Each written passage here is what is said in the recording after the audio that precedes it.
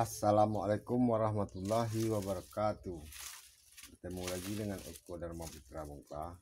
Terima kasih teman-teman yang sudah mensupport channel saya, yang sudah like, komen, dan subscribe. Saya ucapkan terima kasih ya teman-teman. Nah teman-teman, pada video kali ini saya ingin menjawab pertanyaan rekan kita Robertus Senen. Beberapa waktu lalu bertanya pada bahan ini ya teman-teman. Saudara Robertus Senen menanyakan apakah bahan ini dari hasil penetasan penetasan dari nol ataukah bahan dongkelan, sehingga dia pecah daun dari daun pertama hingga terakhir ini teman-teman. Ini sudah full pecah daun, mungkin maksudnya itu teman-teman ya. Namun ini saya dapatkan teman-teman bukanlah dari bahan penetasan dari nol, ini bukan juga dongkelan teman-teman ya, karena saya terbiasa mencari bahan yang sudah tumbuh di alam ya teman-teman ya, yang baru menetas di alam. Saya tidak menetaskan bibit kelapa itu dari nol teman-teman ya. Saya mencari bahan bibit kelapa itu yang sudah tumbuh di alam, yang masih menggunakan sabutnya. Namun ini bukan dongkelan teman-teman ya, ini hasil ngebolang. Saya memberi sedikit perbedaan antara dongkelan dan ngebolang teman-teman ya. Jika dongkelan itu teman-teman kita menggali tanahnya dan otomatis akar sudah terputus. Itu rata-rata pada bibit kelapa yang sudah tumbuh di atas 6-7 bulan ke atas, itu rata-rata akar sudah menancap ke tanah. Itu terpaksa kita mendongkel tanahnya teman-teman ya, itu saya sebut dongkelan. Namun ini saya sebut hasil ngebolang teman-teman, karena saat mendapatkannya dia masih berdaun 3 teman-teman ya, masih berdaun 3, cuma 1. Keuntungan kita mencari ngebolang seperti itu teman-teman, akar belum terlalu menancap ke tanah, sehingga kita masih aman memprogram lanjutannya teman-teman ya. Dan saat mendapatkan ini masih dengan sabut aslinya teman-teman. Oke teman-teman, sebelum saya jelaskan ini pada 11 hari yang lalu, ini konten 11 hari yang lalu saya upload teman-teman ya. Berhubung masih baru teman-teman, saya menjawab pertanyaan saudara Robertus Senen. Ini saya angkat kembali teman-teman. Ini kita sambung penyayatannya teman-teman. Pada 11 hari yang lalu ini masih berdaun 10 teman-teman ya, dan sekarang sudah daun ke-10-nya sudah mulai akan mekar ini teman-teman, namun belum maksimal mekarnya. Dan daun ke-11 sudah mulai nongol nih teman-teman. Ini saya sekalian teman-teman, kita sayat ini bagian dari tips sayat ekstrim teman-teman ya. Nah, ini sudah kita ekstrimkan teman. Ini menggunakan mata pisau yang tajam teman-teman ya.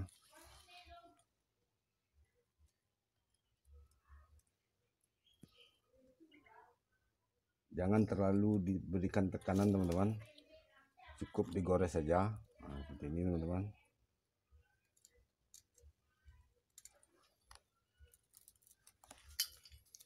Ini kita tarik teman-teman ya, namun tetap dipegang pangkal pelepah ini teman-teman, agar pelepah tidak patah. Masih keras teman-teman, ini sedikit keras teman-teman, karena ini bahannya kelapa sayur. Kita lanjutkan teman-teman ya. Ini bagian sayat ekstrim teman-teman ya, agar kita bisa mengontrol pertumbuhan daun ini. Jika kita ingin kerdil ya, kita sayat ekstrimnya sampai kandas. Dan saat membuang tapis ini kita memperhitungkan teman-teman ya, jika kita ingin kerdil, nah itu kita terlalu sedikit cepat membuang tapis ini teman-teman ya. Ini kita cabut teman-teman. Nah, ini sudah ekstrimnya teman-teman ya, namun kita bertahap, kita perhitungan teman-teman. Ini sudah saya cabut. Ini teman-teman, sisa yang robekan ini teman-teman bisa kita bersihkan, yang bisa kita bersihkan teman-teman. Namun yang seperti ini teman-teman jangan dipaksa terlebih dahulu, kita tunggu dia sampai mengering. Nah, dan langkah selanjutnya teman-teman, ini wajib kita ikat ya teman. Jika tidak kita ikat ini akan bengkok. Ini sudah beberapa kali bengkok nih teman.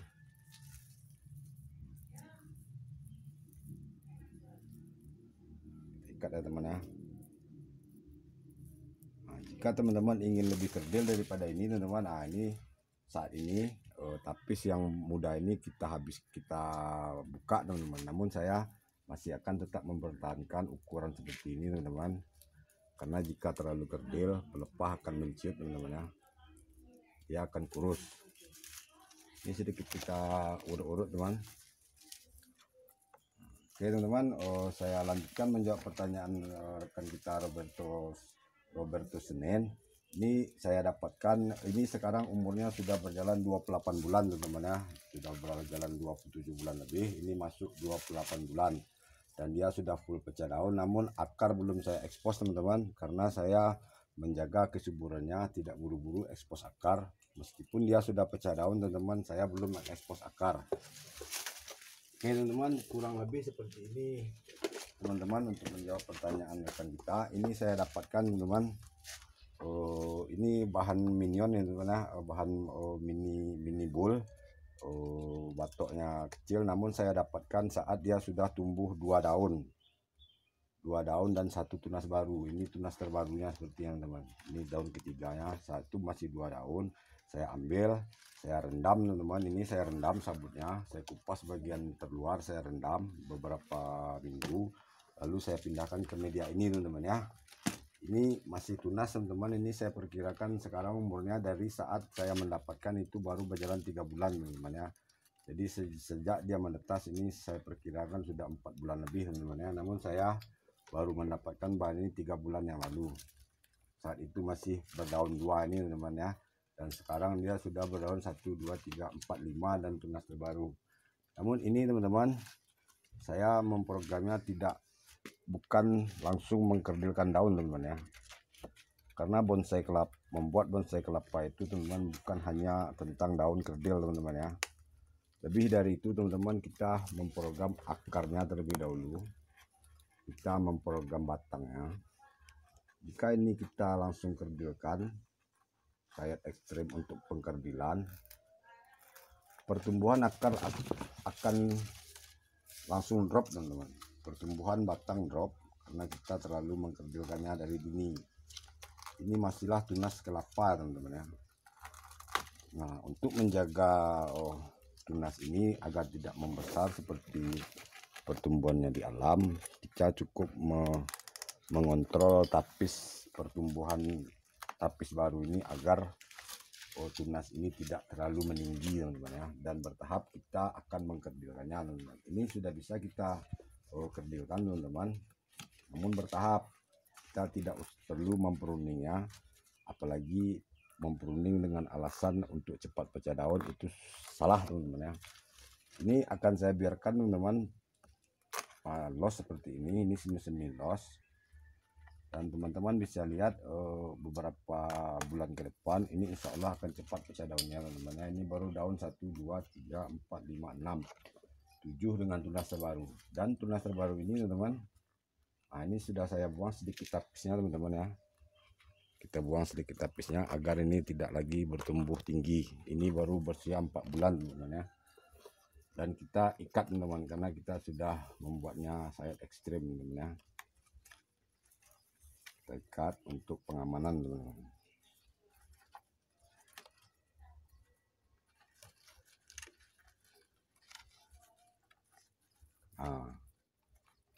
Ini bagian saya mengkerdilkan daun teman-teman ya.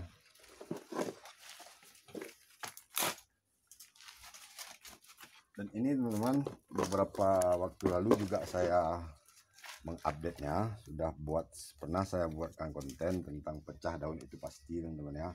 Saya mempruning beberapa daun dan ini alhamdulillah bonggol sudah mulai terbentuk teman-teman.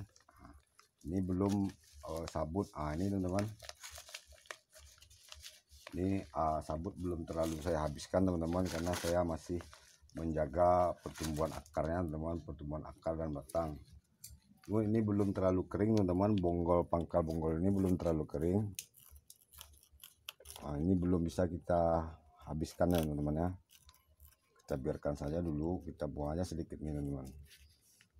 Ini ada kontennya teman-teman, judulnya tentang pecah daun itu pasti, sudah saya buatkan konten. Dan ini kurang lebih seperti ini teman-teman ya, bahan yang sebelumnya ini yang dipertanyakan oleh rekan kita Robertus Senen. Kurang lebih saya membuatnya seperti ini teman-teman. Ini baru berjalan 1 tahun lebih teman-teman ya. Dan kurang lebih 1 tahun lah teman-teman.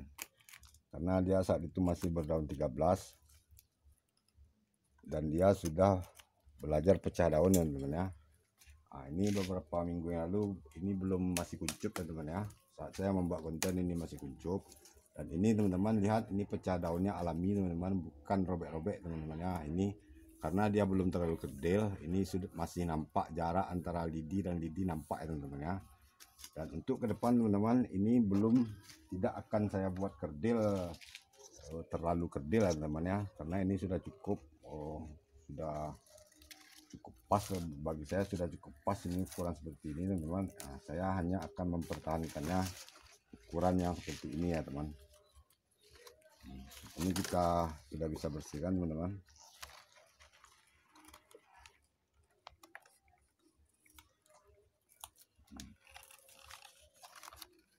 Agar sedikit kelihatan rapi, ini masih nampak sisa tarikan sebelumnya nih teman, ini kita bersihkan teman-teman ya. Namun bertahap teman-teman ini, karena dia masihlah tunas kelapa ya teman-teman ya, tunas kelapa yang masih belajar pecah daun. Oke teman-teman, sepertinya ini belum akan saya buang teman-teman ya.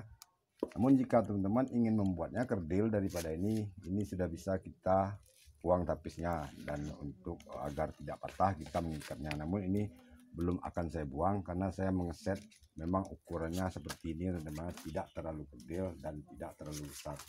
Oke teman-teman, terima kasih untuk pertanyaan rekan kita yang budiman Robertus Senen. Segitu pertanyaannya sudah saya jawab, kurang dan lebih saya mohon maaf ya teman-teman ya. Sampai bertemu lagi pada konten selanjutnya. Assalamualaikum warahmatullahi wabarakatuh.